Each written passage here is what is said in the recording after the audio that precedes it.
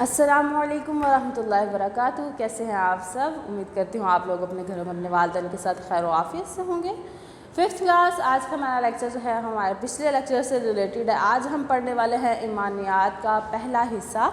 پہلے ایمان ہمارا سبق ہے ایمانیات جو ہم نے کل سٹارٹ کر دیا تھا. میں امید کرتی ہوں کہ آپ نے وہ یاد کر لیا ہوگا. ٹھیک ہے, جو ہم نے ایمانیات کل 6 پڑھی تھی آپ نے ان کو ازبر کر لیا ہوگا. آج ہم اس کی تھوڑی سی ڈیٹیل پڑھیں گے. ٹھیک ہے, آج ہمارا عنوان ہے اللہ تعالیٰ پر ایمان. Page number 38. آپ اپنی بک کا پیج نمبر 38 کھول لیں تاکہ ہم جو ہے وہ وہاں سے پڑھ سکیں اور اس کے بارے میں مزید جان سکیں. پیج نمبر 38 اسلامیات, پیج نمبر 38. پیج نمبر 38 پہ ہے اللہ تعالیٰ پر ایمان. یہ آپ کو جو ہے وہ پیج نظر آ رہا ہوگا, بک پیج. ٹھیک ہے, یہ آج ہم پڑھنے والے ہیں اللہ تعالیٰ پر ایمان. کیا آپ جانتے ہیں اللہ تعالیٰ پر ایمان لانے کا مطلب یہ ہے کہ آدمی دل و جان سے پختہ یقین کرتے ہوئے زبان سے اقرار اور عمل سے ثابت کرے کہ اللہ ایک ہے. مطلب یہ کہ وہ دل سے مانے پہلے, پھر اس کے بعد وہ زبان سے اقرار کرے کہ میں نے مان لیا ہے کہ اللہ ایک ہے, اور اس کے بعد اپنے عمل سے اس کو ظاہر بھی کرے کہ اللہ ایک ہے. مطلب یہ کہ اللہ تعالیٰ کے علاوہ کسی اور کو الہ نہ مانے, اللہ تعالیٰ کے علاوہ کسی اور کی عبادت نہ کرے, اس کے علاوہ کسی اور کو نہ پکارے. اب اس کے بارے میں ہمیں جو اللہ تعالیٰ پر صحیح ایمان ہے اس کے بارے میں ہمیں 4 باتیں یہاں پہ پتہ چلتی ہے. ٹھیک ہے, اس میں سے آج ہم پہلی بات پڑھنے والے ہیں, وہ ہے اللہ تعالیٰ کو ذات یا وجود میں اکیلا مانا جائے. ٹھیک ہے, اللہ تعالیٰ کی ذات میں, اللہ تعالیٰ کے ہونے میں کسی کو اس کا شریک نہ کیا جائے, اور اس کی ذات میں کسی کو شریک نہ کیا جائے. جیسا کہ اللہ تعالیٰ نے فرمایا قل هو اللہ احد. ہم سورۃ اخلاص پڑھتے رہتے ہیں, اس میں ہم یہ پڑھتے ہیں قل هو اللہ احد. تو اس کا ترجمہ کیا ہے؟ کہہ دو اللہ ایک ہے. کہہ دو اللہ ایک ہے, اللہ تعالیٰ کے علاوہ کوئی اور اللہ نہیں ہے. اللہ تعالیٰ نے فرمایا الرحمن علی العرش استوى. ترجمہ رحمان عرش پر مستوی ہے. اللہ تعالیٰ عرش پر ہے. کسی فرشتے, نبی یا کسی بھی دوسری مخلوق کو اللہ تعالیٰ کا بیٹا یا بیٹی سمجھنا شرک ہے. مطلب کہ کسی فرشتے کو اللہ کی بیٹی یا بیٹا بنانا, ٹھیک ہے, کسی نبی کو یا پھر کسی ولی, کسی بھی عام انسان کو اللہ تعالیٰ کے ساتھ جو ہے وہ ان کا بیٹا بنانا یا بیٹی بنانا یہ شرک ہے, کیونکہ اللہ تعالیٰ تو اکیلا ہے. ٹھیک ہے, اللہ تعالیٰ نے قرآن پاک میں کہا نا قل هو اللہ احد, کہہ دیجئے کہ اللہ تعالیٰ ایک ہے, اللہ تعالیٰ اکیلا ہے. تو اللہ تعالیٰ کے ساتھ نہ تو ان کی کوئی اولاد ہے اور نہ ہی ان کے کوئی والدین ہے. تو اگر ہم ایسا کچھ کہتے ہیں کہ ان کی فلاں فرشتہ, فلاں نبی یا فلاں کوئی جو ہے وہ انسان اللہ تعالیٰ سے ریلیٹ کر رہا ہے یا ان کا رشتہ دار ہے, تو یہ اللہ تعالیٰ کے ساتھ شرک کرنا ہوتا ہے, نعوذ باللہ.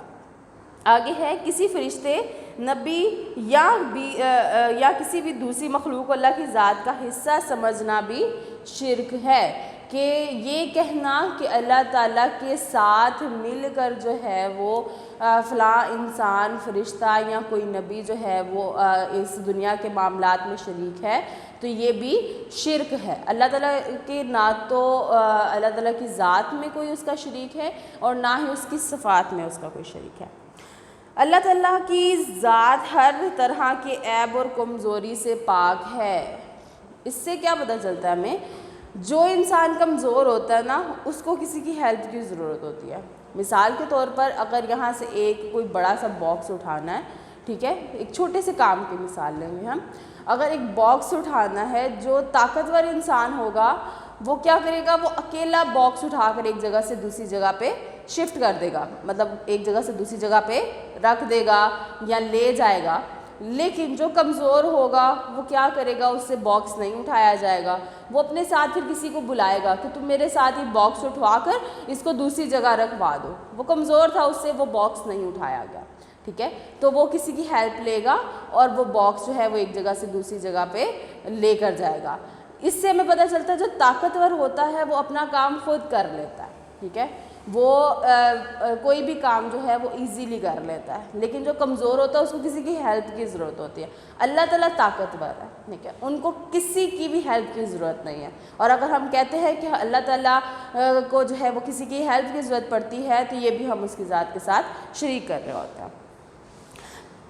تمام تعریفوں کے لائق صرف اللہ تعالیٰ کی ذات ہے۔ اب دیکھیں جو طاقتور ہو اس کی تعریف تو بنتی ہے، ٹھیک ہے، کیونکہ اس نے ہر ایک کام جو ہے وہ خود کرنا ہے، ٹھیک، ہر ایک کام جو ہے وہ اس نے خود سنبھالا ہوا۔ اب اس کی تعریف تو بنے گی، تو کیونکہ اللہ تعالیٰ نے پوری دنیا، پوری کائنات کا نظام جو ہے وہ سنبھالا ہوا ہے، ہر انسان کو پیدا کر اتنی خوبصورتی سے یہ نظام چلا رہا ہے، تو اللہ تعالیٰ بھی جو ہے وہ تمام تعریفوں کے لائق ہے، وہ اس لائق ہے کہ اس کے لیے تمام تعریفیں کی جائیں۔ اللہ تعالیٰ کی ذات آسمانوں کے اوپر عرش پر ہے۔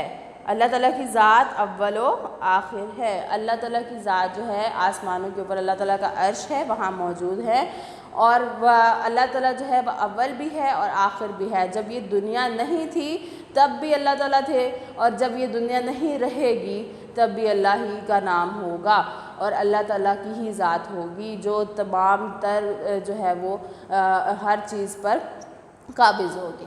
اللہ تعالیٰ کی ذات میں شریک کرنا اللہ تعالیٰ کے ساتھ شرک کرنا ہے۔ تو اس سے ہمیں یہ پہلی بات سمجھ آئی جو آج ہم نے پڑھی کہ اللہ تعالیٰ کی ذات میں کوئی شریک نہیں ہے، ٹھیک ہے۔ اللہ تعالیٰ پر ایمان کے بارے میں ہم پڑھ رہے تھے، اور ہم نے پڑھا کہ اللہ تعالیٰ پر ایمان کیا ہے۔ اللہ تعالیٰ پر ایمان یہ ہے کہ دل سے مان لینا کہ اللہ ایک ہے، پھر اس کا اقرار زبان سے کرنا، اور زبان سے کر کے اس کے بعد اپنے عمل سے بھی اس چیز کو ظاہر کرنا، یہ ہے اللہ تعالیٰ پر ایمان۔ اللہ تعالیٰ کی پر ایمان کی پہ آج جو ہم نے ایک بات سمجھی ہے، اللہ تعالیٰ ہمارے دلوں میں اس چیز کو پختہ کر دے تاکہ ہمارا جو ایمان ہے وہ مکمل اور کامل ہو جائے، اور اللہ تعالیٰ ہمیں دنیا میں بھی کامیابیاں دے اور آخرت میں بھی کامیابیوں سے ہم کنار کرائے۔ اللہ تعالیٰ مجھے اور آپ کو اس بات کی توفیق دے کہ ہم جو سنیں اس کو آگے بھی پھیلائیں، اور اپنا بہت سارا خیال رکھیے گا۔ وما توفیقی الا باللہ۔ السلام علیکم ورحمۃ اللہ وبرکاتہ۔